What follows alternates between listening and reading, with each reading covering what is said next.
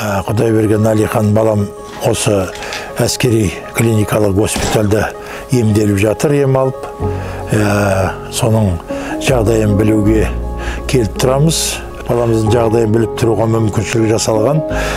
Күніне 2 сағат кіріп шығып, қасында болуға рұқсаты бар. Сол жағы бізге өте қолайлы. Емін қабылдап, Құдай бұйыртса жазылып, сол өзінің қызметіне қайта кірісем деген ойы бар.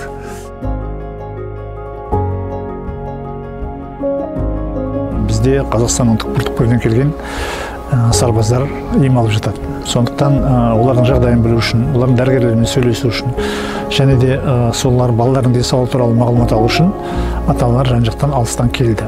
Өзіміз әскери болғанымен біз бәрі дәрігерміз. Сондықтан дәрігердің есігі науқастың өзіне және оның туған туыс ата-аналарына әрқашан ашық.